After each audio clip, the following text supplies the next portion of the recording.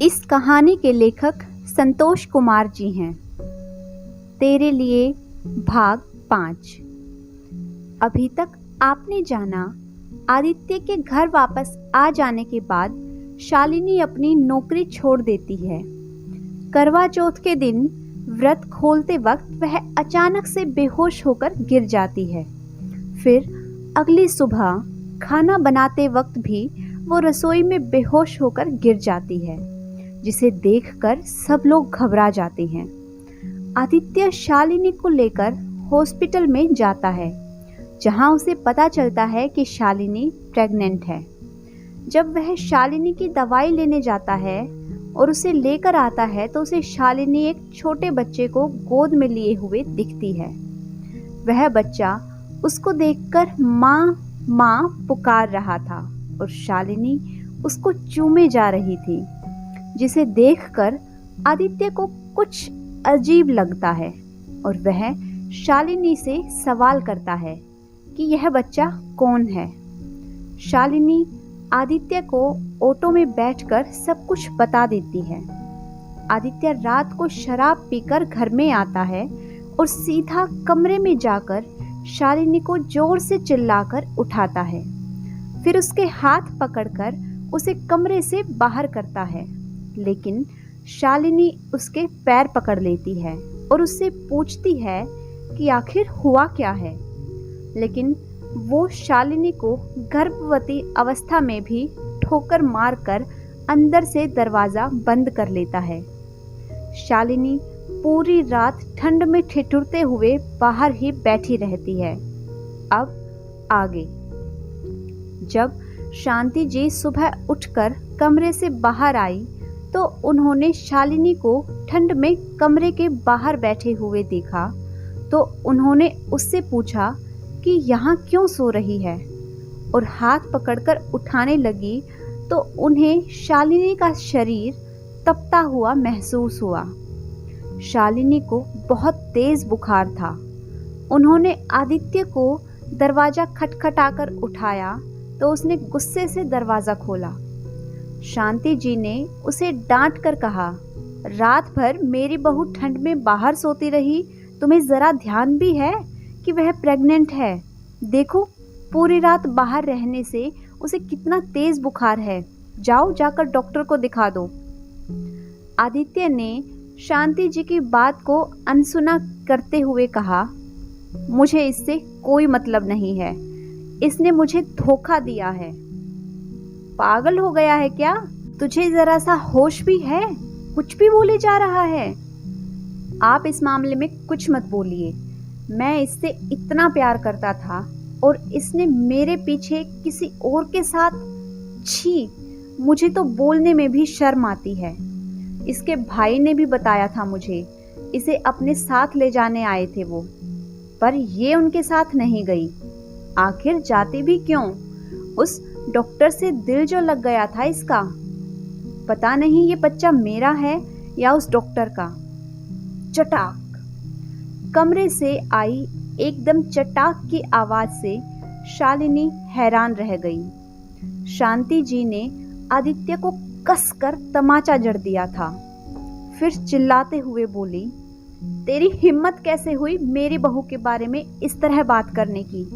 निकल जा मेरी नजरों के सामने से। गुस्से से तिलमिलाता हुआ आदित्य घर से बाहर निकल गया था और शांति जी अपना सिर पकड़कर वहीं बैठ गई थी। शालिनी को ये सब सुनने के बाद भी अपने कानों पर यकीन नहीं हो रहा था। वो शांति जी के गले लगकर रो पड़ी। आप तो सब कुछ जानती हैं ना माँ, मैंने कुछ गलत नहीं किया।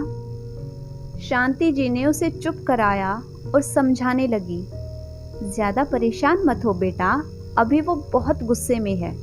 जब उसका गुस्सा उतरेगा तो वो खुद तुमसे बात करेगा, मैं समझाऊंगी उसे। शांति जी ने शालिनी के लिए काढ़ा बनाया, पर शालिनी का कुछ भी खाने को मन नहीं कर रहा था। तब उन्होंने उसे जबरदस्ती काढ़ा पिलाया और कहा, अपने लिए ना सही, अपने होने वाले बच्चे के लिए तो खुद को संभालो बेटा, सब ठीक हो जाएगा। फिर चाय के साथ उसे रोटी खिलाई और सोने के लिए उसे कहा। शालिनी अपने कमरे में नहीं जाना चाहती थी, इसलिए शांति जी ने उसे अपने कमरे में सुलाया। पूरा दिन आदित्य घर नहीं आया और जब शाम को वो वापस आया तो शराब के नशे में चूर होकर आया। आज पहली बार शांति जी ने उसे नशे में चूर देखा था, क्योंकि रोज तो वो पीने के बाद उनके सामने नहीं आता था।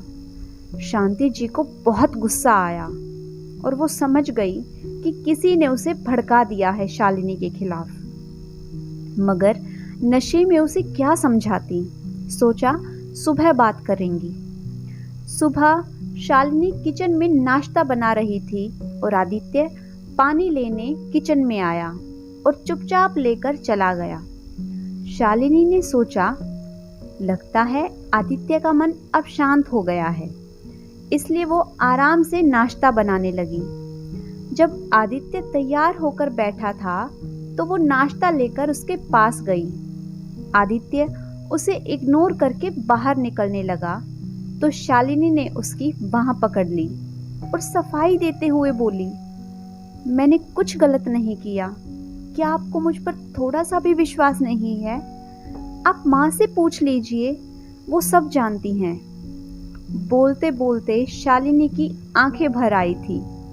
एक औरत जो अपने पति को अपना तन मन सौंप कर दिन रात बस उसके ख्याल में रहती है, उसका पति उस पर इतनी बड़ी तोहमत लगाए तो उसका हृदय छलनी हो जाता है। पर फिर भी अपने प्यार और अपने परिवार के लिए और ख़ास तौर पर अपने होने वाले बच्चे के लिए खुद का आत्मसम्मान भूलकर पति को मनाने की कोशिश करती है। पर कुछ लोग प्रेम की भाषा समझना ही नहीं चाहते। खासकर शक से भरी मानसिकता से हम किसी समझदारी की उम्मीद नहीं कर सकते। वही शक आदित्य के दिमाग में भरा हुआ था। तभी तो जिस पत्नी को वो दीवानों की तरह चाहता था, अब वो उसे एक नज़र देख भी नहीं रहा था। शालिनी ने आगे फिर कहा, अच्छा चलिए नाश्ता कर लीजिए, आपने रात में भी कुछ नहीं खाया, और एक कोर हाथ में लेकर उसे खिलाने लगी। पर आदित्य ने उसका हाथ झटक दिया, जिससे शालिनी संभल नहीं पाई और हाथ में पकड़ी थाली जमीन पर गिर गई। तभी आदित्य का दोस्त साहिल आदित्य को आवाज देते हुए घर के अंदर आ गया और बोला, आदित्य, तुम कल ऑटो रिक्शा लेने नहीं आए और आज भी इतनी देर तक नहीं आए थे, इसलिए मैं तुम्हें देखने आया था कि सब ठीक तो है ना। आदित्य ने कुछ जवाब नहीं दिया तो साहिल ने शालिनी से पूछा, क्या बात है भाभी, सब ठीक है ना? आदित्य कुछ बोल नहीं रहा है और आप भी उदास लग रही हैं, क्या बात हो गई? हाँ हाँ, बताओ अपने दिल की बात, कितनी चिंता हो रही है इसे तुम्हारी। देखो जरा इसे, दोस्त तो मेरा है पर ख्याल तुम्हारा कर रहा है, फिर मेरा यहाँ क्या काम है? आप कैसी बात कर रहे हैं? साहिल भैया तो ऐसे ही पूछ रहे थे। वाह, बड़ा ख्याल है अपने साहिल भैया का। भैया ही है ना, या फिर? आदित्य ने अजीब सी नजरों से शालिनी को देखते हुए ताना मारा। साहिल तो आदित्य की बात सुनकर अवाक सा रह गया था और बस इतना ही बोल पाया, तुम कैसी बात कर रहे हो आदित्य? मैंने तो सपने में भी भाभी के बारे में गलत नहीं सोचा। शांति जी भी शोर सुनकर अपने कमरे से बाहर आ गई थी और उन्होंने साहिल के सामने अपने हाथ जोड़ लिए और बोली, तू अभी यहाँ से चला जा बेटा, अभी ये अपने होश में नहीं है, इसे खुद नहीं पता कि ये क्या कह रहा है।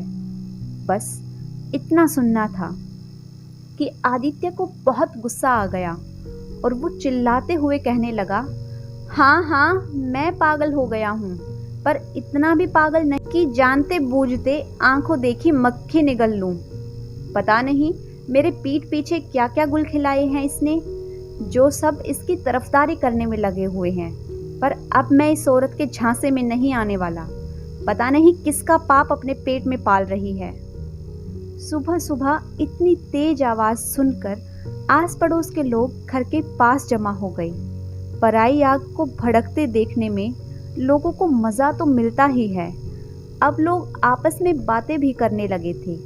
ज़्यादातर लोग आदित्य की बात को सही मान रहे थे कि बात तो सही है।